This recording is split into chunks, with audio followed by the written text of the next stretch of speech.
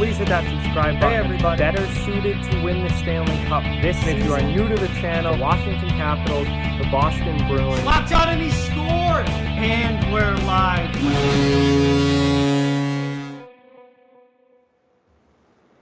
Hey everybody. So I'm back again here with two very, very special guests returning this week. We have the great Professor Joe is here with us and the great Pearlo Wisdom. Here again, we're going to be talking about some under the radar kind of overlooked Stanley Cup contenders for next season. If you remember back to what we talked about last week, we talked about the top teams, kind of some of the favorites heading into next year for the Stanley Cup. Now we want to look at the other end of the spectrum and talk about some of those teams that might be kind of flying under the radar. They're really not getting talked about a whole lot as far as cup contention, but if they put a good run together, they could potentially get there. So both of you guys, Joe and Pearlo, thank you guys so much for coming on again. It's really, really great to have you, and I'm really excited for this this discussion we're about to have. Yeah, I love talking about all the different teams, especially sleeper teams. Those are always fun conversations. Sleeper anything, whether it's free agents, teams, whatever, those are always cool conversations to have. Yeah. I'm glad you asked me on. Like I said, anytime you ever do, it's always so much fun. I'm honored to come on and something like this. And something sleeper teams like I like it because you get to test your knowledge later to see if it works out. Although injuries can be a problem and everything, it's hockey, but it's going to be fun. Yeah, for sure. So before we get started here, I just want to remind everyone that links to both of these guys' channels will be down in the description of the video as always, and you should definitely check them out. They both put out fantastic content. And please subscribe if you are new and hit that like button. Both of those things help out the video so much. But let's get into it, guys. And with three of us here and three teams being such a good number of teams to talk about in a video, I figured we kind of each a team on the table here that we look at as kind of a sleeper under the radar cup team for next year. And I guess we'll start with Joe today. Do you have a team that you really look at kind of fits this criteria of kind of that under the radar, but possibly a Stanley Cup team if things go really well? Yeah, I think if things go well, and it's likely going to be adding a other goaltender to their realm by the end of the season, would be Edmonton, because they have Puljujarvi played pretty well when he went back overseas. There's also been many stories citing how mature he's become and actually grown as an individual. So if he can just, like normally Pearlo and I, when we talk about it, hit on the head, how he produced overseas would translate to like third line production. The difference is, though, we saw how good Connor Sheary did with the Crosbys of the world and all that. So when you move guys up to play with the best of the best, they tend to produce more. So if he's playing with Draisaitl or McDavid, he's probably going to get at least near 50 points or over 50 points just from getting set up. And all we would have to do is put the puck in the net, which we know, as long as he has that maturity, which it seems he has, he's able to do. The other thing is the kid's only 22 years old, even after all the stuff that happened. So he still has many time to grow and be good, like, and really hit the ground running by, say, 25, which is in 3 years, and just have 3 pretty good years and then kind of hit it on. So I think he's a good guy. There, obviously, Dominic Khan's another very solid pickup.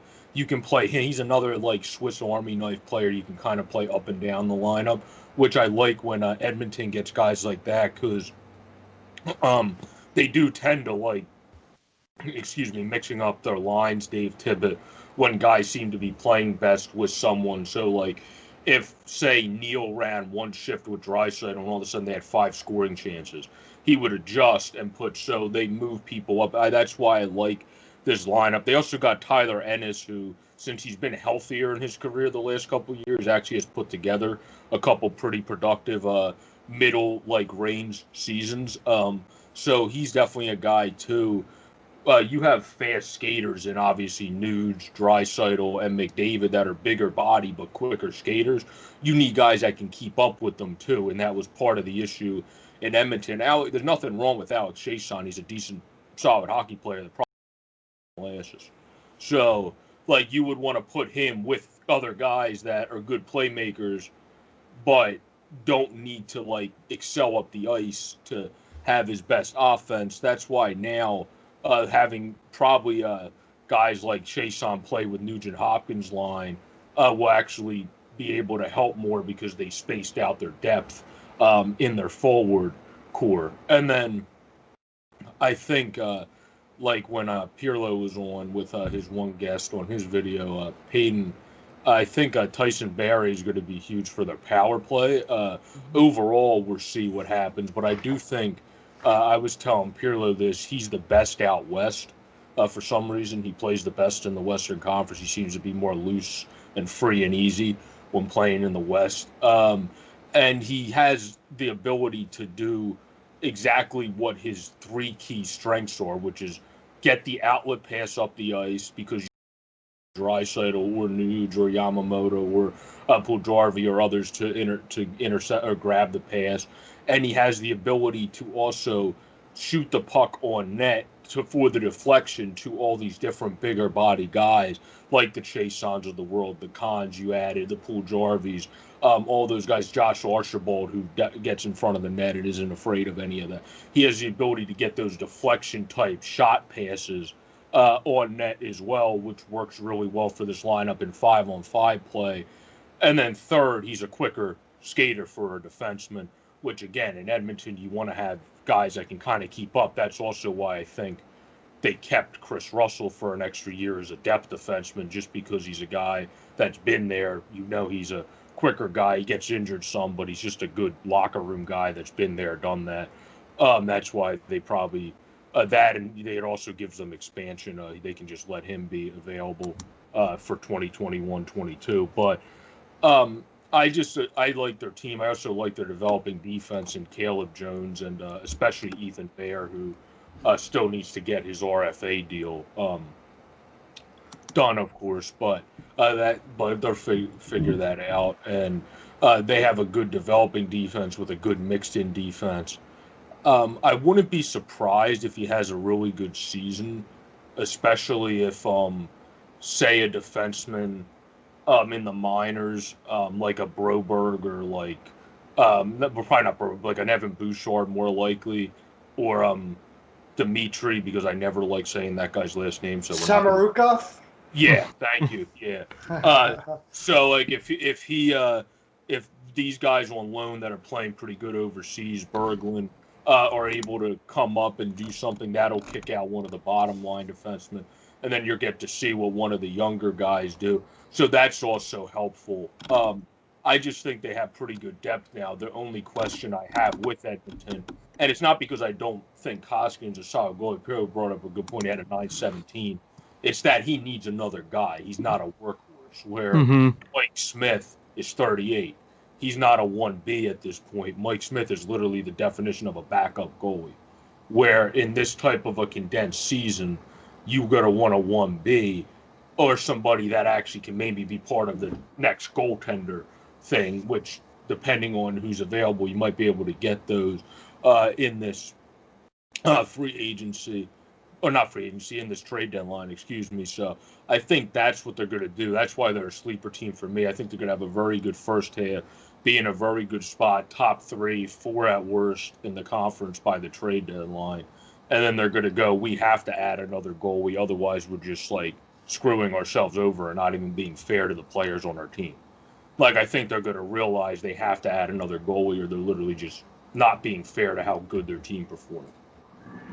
I also didn't shout out Darnell Nurse, who's one of my favorite defensemen. Just a consistently solid defenseman.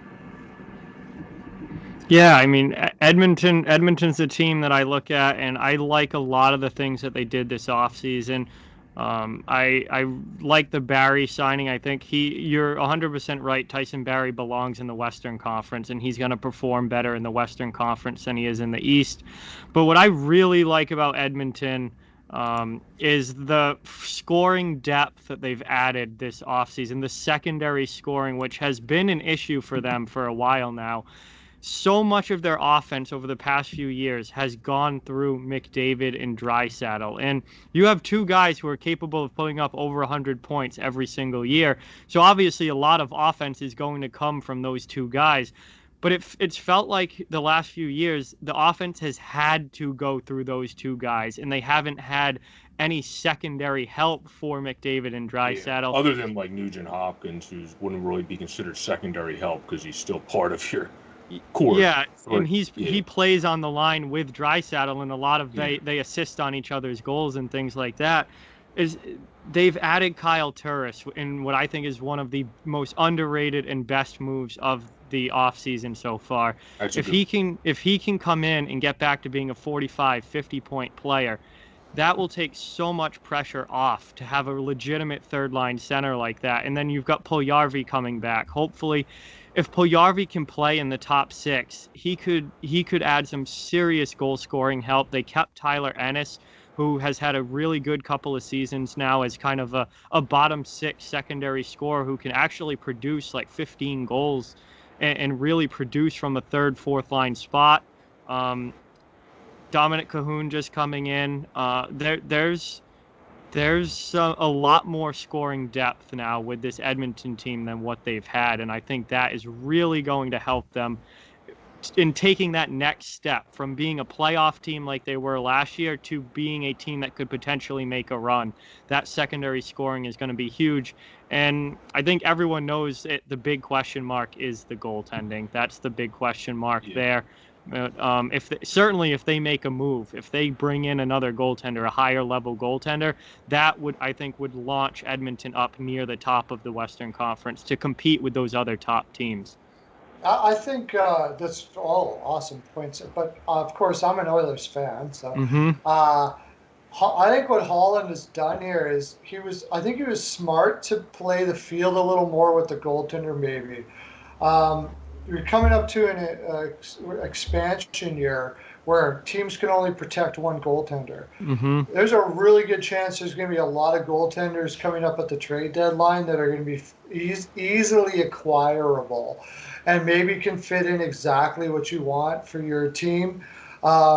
So that is a possibility. Also, I wanted to bring up one player who I think is going to make a huge impact with Edmonton this year, and that is Caleb Jones. He is very underrated. I think he's going to probably take Russell's spot this year and give them a solid top four. Not to mention the fact that they have been a young team, and all of these players are going to be 1 year older, 1 year stronger. Caleb Jones, for instance, you mentioned Bear, who had a great season last year. I can't see him taking a step back. I think there's a lot of potential there for the Oilers as well. It was a good pick. Yeah, I also think John hit it on the head because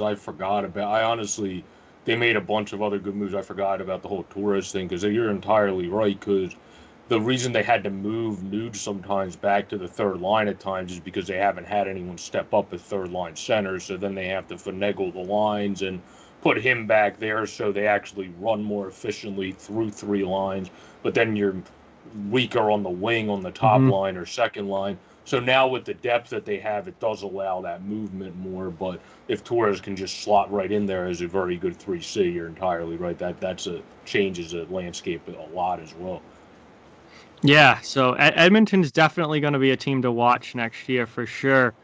So moving on to our next one here, Pearlo, who do you have for this kind of under the radar sleeper cup contending team for next season? Yeah, mine came up actually at a surprise, and I've been doing a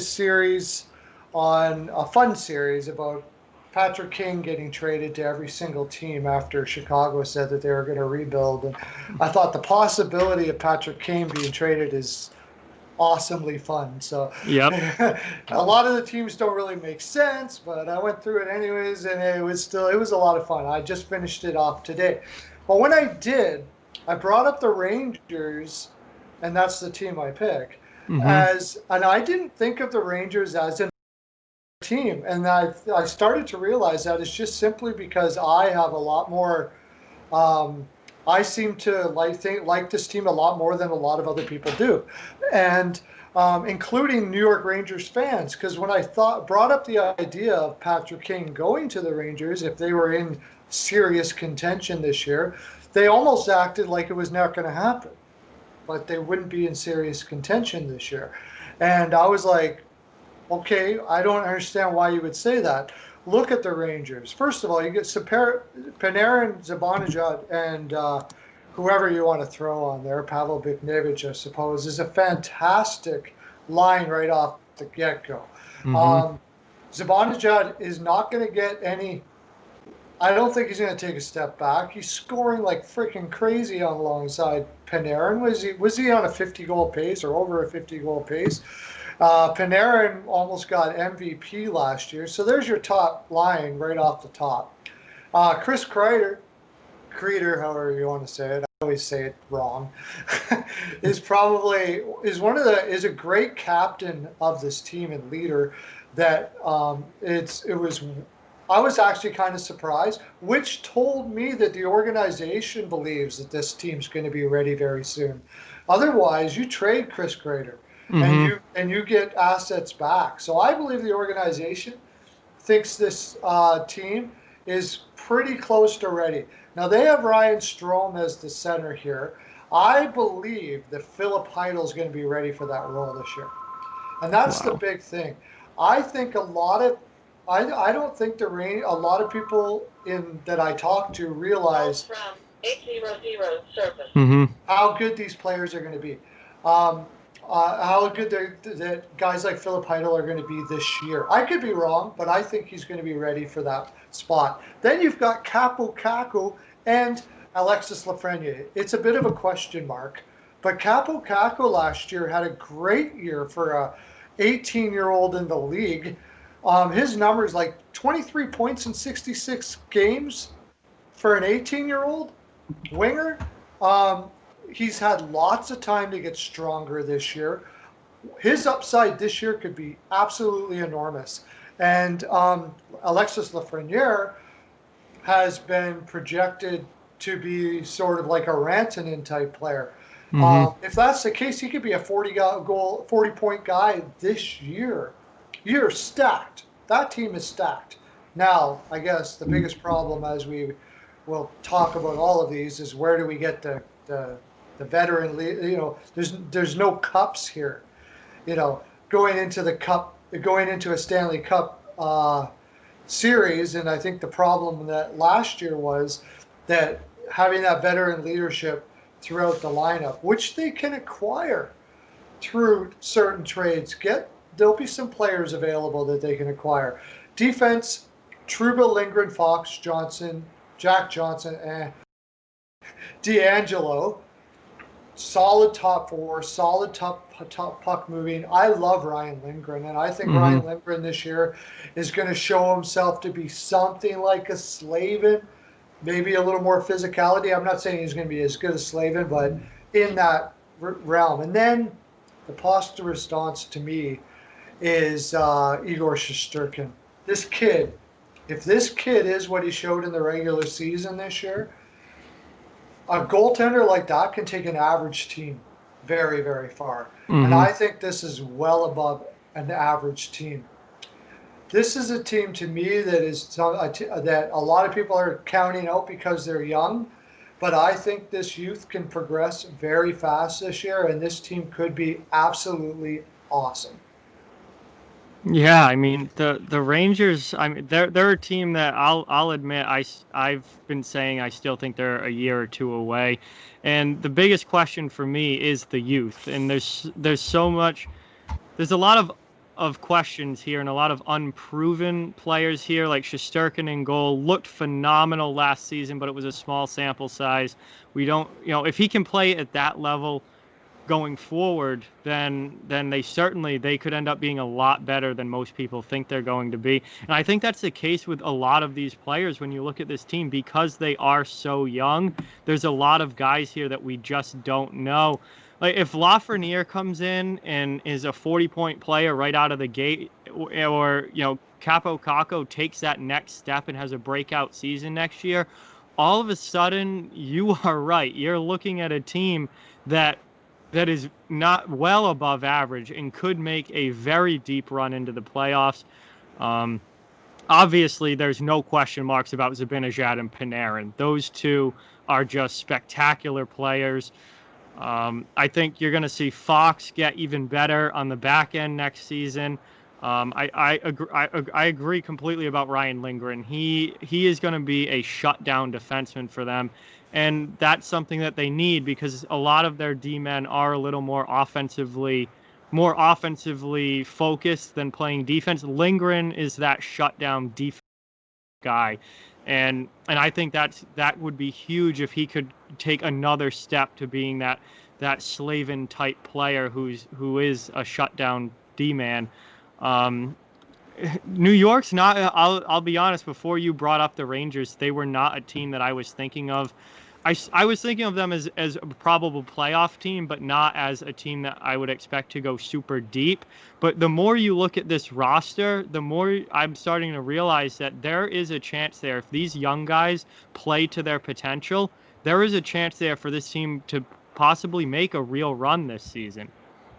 Yeah, I was going to say, you all made great points about the Rangers, but they do have a good 1B, too, because Georgiev's not a slouch as a young goalie, too. You hear about the rumors of he's one of those guys that if Schusterkin emerges and they're willing to just get a regular backup if Schusterkin emerges, they could use him to get assets because he's one of the guys you always hear in rumors that teams want to get as potentially their starter. So they have two pretty good goalies there. And the other thing that we saw was Kakko, when we came back from the layoff due to COVID, looked a little bit more aggressive in the playoffs of all times, which is when it's harder to do that as a young kid. So the fact that he showed that in the hardest time of the season at such a young age, and now he had an off season, even be it a much shorter one, to kind of grow into his body a little bit more. I agree with Pearlo. I think he's going to go to the next level. The thing with them is, though, they do have a young team, but they got so much depth because if you look at their fourth line, you probably have Howden and Lemieux on it, and then whoever the heck else you want to throw on as the other winger, because there's a couple guys that would be depth guys that you could throw in there. But the other thing is this power play has a chance to be ridiculous because you're going Zibanejad on a power play, obviously, and then you would have probably Strome, because sometimes they put Zibanejad on the point, but so it depends what you want to do there. Panarin, Kreider, and D'Angelo is how they have it here. That's a very good power play line. And then the second's like the young whizzes. You got Kakko, Heidel, Lafreniere, Budnevich, and Fox. So that's like the battle of the young guns coming at you if they decide to go with that. But I agree with these projections, honestly. I think those are two pretty good power play lines, and whatever you do, you got the depth there. I think the only question that New York really has is you got Lindgren, Fox, D'Angelo, and Trouba. Jack Johnson is, like Pearlo said, he's a guy he's a meh, like an average NHL defenseman, and then Brendan Smith is about right there, like maybe a little bit above, but not much above average if he's not just average. They might have to add one more defenseman sometime during the season to solidify having another guy that's a little bit more steady on defense, because like you said, John and Pearlo, Lindgren's kind of their only defensive first guy, and then Fox is kind of a jack of all trades, so they might need to add that another more defensive guy by the trade deadline instead of having Johnson and Smith always play in their lineup. But yeah, I'll just mention, I think Fox personally is almost as good, if not as good, as Makar and Hughes. If you look at his underlying numbers, they are insane. He was put in more difficult situations than both of those defensemen were. And so you have that. And I agree, though, their defensive depth is a little slack. It'll be interesting to see if K'Andre Miller can make an appearance here this year. They're pretty high on him. He's been taking his time, and I think he's 19 or 20 now. He probably needs another little bit of time, but we'll see. But yeah, they probably need to add a little more to their defensive depth to really have a go at it. But I think their lineup could be just absolutely stacked if their players, if guys like Kakko and stuff like that step up like I think they can.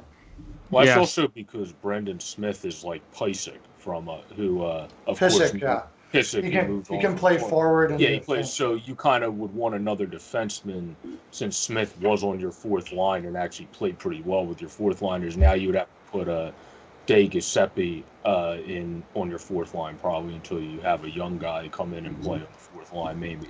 So it's going to be interesting, but that's the only question I would really have because goalie. If Shusterkin struggles early, I have confidence Georgiev can step up for them until Shusterkin gets going. That's why that's not a having to freak out situation for me where but having two young goalies and two potential questions on defense is more of a concern for me. Yeah, the Rangers for sure are going to be a really fun team to watch next season and over the next few years and watch them develop and grow and see just how great that team can become because they certainly have the pieces there to grow into being one of the top teams in the NHL without a doubt. And we're pushing it on time here, so I want to get to the third team, and that was the one that I wanted to talk about, and that is the Carolina Hurricanes, who they're a team that not a lot of people really talk a whole lot about because, well, they're in Carolina. But this is an extremely talented young team. They are loaded on defense. They've got a lot of good young scorers. And the biggest question mark, similar to the Edmonton Oilers here, is just goaltending. Because they have the goaltending duo of Peter Mrazek and James Reimer. And it's probably not likely that one of those guys is going to carry your team to a Stanley Cup. But if they can make a move for a goaltender or improve that goaltending somehow, that this Carolina team to me looks like a team that has a real shot in the Eastern Conference. I mean, obviously, Sebastian Ajo, I think, is one of the most underrated players in the league, and he is working his way to elite center status in the NHL. He's had some incredible years the last two seasons. They've got Andrei Svechnikov playing with him, who is still just 20 years old and looks like like he's becoming a guy who's going to push 40 plus, 50 plus goals in his NHL career on a yearly basis. He's going to be one of the best goal scorers. They've got Teuvo Teravainen, who consistently puts up great numbers. They added Vincent Trocheck to be a number 2 center, which then dropped Jordan Staal down to a number 3 center spot, which I think is much more comfortable for him at this point in his career at 32 years old. And they've surrounded them with good, hard-working players like Warren Foegele and Brock McGinn and Jordan Martinook and Jesper Fast coming in from the New York Rangers, who just a really good veteran guy who can play on the third line. He's going to be replacing kind of Justin Williams' spot in that lineup, who retired after last year. The forward group is so deep and so much talent there. They're loaded on defense. I could just going through their defense. Dougie Hamilton and Jacob Slavin is your top pair. Brady Shea and Brett Pesce is your number 2, and then you have Hayden Fleury and Jake Gardner as your bottom pair, with Joakim Ryan as a 7th defenseman, and then you have Jake Bean, who's 22 years old, and you have Joey Keane, who's 21 years old, kind of just knocking on the door there, waiting to get an NHL opportunity. They're absolutely loaded on the back end. So the only issue here with this Carolina team is goaltending, and Peter Mrazek took them to the conference final 2 years ago. They went to the conference finals. They lost to Boston a couple years ago, but they showed that they do have the potential to make a run like that. And now you've got Aho a year older, you've got Svechnikov a year older, you've got all these guys still developing that have another year of experience under their belt. Carolina, I think, is a team to watch without a doubt. Yeah, I agree with you 110% because they got some guys. Nakis, I'll leave for Pearlo because I know how much he loves him, but one of the more underrated guys in the league. Jesper Fast, in terms of a bottom 6, does, I think, a lot more on the forecheck. Is just a quick player that can create scoring chances. Isn't the most skilled, but because he uses his wits to create most chances, he's a smart player out there. Is a very good bottom 6, and if you pair him with Staal and Foegele, like most line projections have it, that's a very solid third line. And then Dzingel, a guy like Ryan Dzingel, who actually can score, on your fourth line like he usually is, that's a very good depth, showing good depth. And Brock McGinn, who has skill and can score some. Absolutely. And now Geeky, who has skill as a young center who's been producing pretty well the last 2 years in the AHL, is apparently about ready. He could be the fourth line center around them. That could be a mix of a fourth line that might go down as one of the more productive fourth lines of this season. So just how the Rangers was last year, but this one's actually has some people that can hit forecheck and actually score, and not just towering people that can't score if their life depended on it. Russ, like Johnson, for example, but we won't get into that. But then you have a defense, like you said, their defense is loaded, like you said, because Gardner and Fleury is your fourth line or third line defense. I mean, that's just ridiculous. The only question, you hit it on the head, is Mrazek and Reimer, and they got so far in the playoffs with Mrazek, and then Reimer stepped up when they came back to play, and they had a battling play this year when they came back. Their only question is that goaltending, and then that's about it, because Nedeljkovic didn't develop how they hoped he did. So unless if he steps up more than expected, they're going to need to find a goaltender in the future. So. Yeah, you said the player that I want to talk about. I'm guessing you're talking. Yes, Marty Necas. Marty Necas, I friggin' love him. He will take over Nino Niederreiter's spot in that second line. Nino Niederreiter will be probably dropped down to the fourth, and probably is already being used to find the goaltender that we're talking about, right? I think they're going to trade Niederreiter. He just does not fit in that lineup anywhere anymore. Well, the problem with trading Niederreiter, though, is he didn't fit in the island. He didn't fit in Minnesota. Now he's in Carolina. So what's the problem with this kid? I don't know. He's not a kid anymore. He's 28 years old. No. Somebody will take a chance on him. You know that. Oh, yeah. And maybe they'll have to add, but they could use him. They've also been looking to move to Zingle, like with their defense that they have. Like they can trade. They could trade Hayden Fleury and Nino Niederreiter for a goaltender, say, and still be fine. Yeah. That's the thing, is the depth on this team is absolutely amazing. Worrell, who their general manager, Waddell, who was the general manager of the Atlanta Thrashers and got thrashed for being the general manager for the Atlanta Thrashers. His career, he went to Toronto and he hung out there and kind of said, well, I'm probably screwed to be a general manager in the league anymore.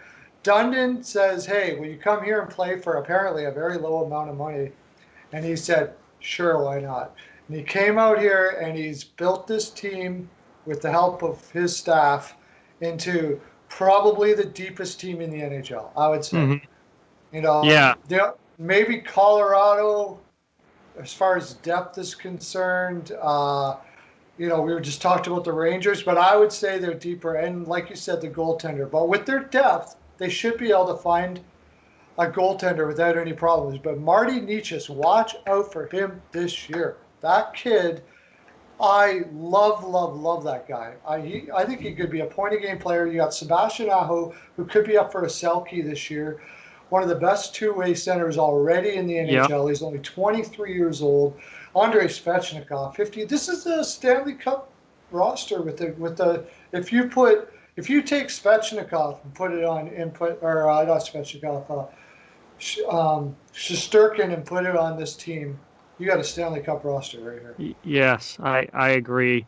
And we're over 30 minutes here, but one last thing I want to touch on with Carolina is their coach, Rod Brind'Amour. I think is one of the absolute best coaches I have ever seen at getting the most out of his players. And I think it's because he has made himself so respected and well-liked by his players that they go out on the ice and give 110% every single time because they love playing for Rod Brind'Amour. And he has taken this team to a level that they have not been in a long, long time. Very good point. Very Agreed. good point. I'm surprised that him and I didn't bring that up. We're Philly fans too, and we love Brindamore for sure. Yeah, he's been unreal, but we're just about out of time here. This has been a long video, but what a great discussion we had today. So certainly I could talk to you guys for hours about this kind of stuff, but I really want to thank you both for coming on. We've got Joe here, Pearlo. Thank you guys so much for coming on again this week and having another great hockey discussion. Yep. Yeah, well, thank you for having us. It's amazing. Be watching out for on my channel that John and I and probably Joe will be doing. I think the LA Kings next is what we were talking about. We're doing a series for all the teams there. And remember, steelflyers.com is a great website that's getting built right now. Keep an eye on that, but I'll keep it short because I know we're long here. So. Yeah, thanks for having me on again. It was a pleasure. I always love talking hockey, and again, sleeper stuff is very fun, especially when it involves teams that we think definitely have a great chance to pounce this year. Yes, for sure. So Joe's channel, Sports Phanatic News, will be linked in the description. Pearlo's channel will be linked in the description as well. As always, guys, thank you so much for watching. Don't forget to like and subscribe. I hope you enjoyed the video, and I'll be talking to you all again very, very soon.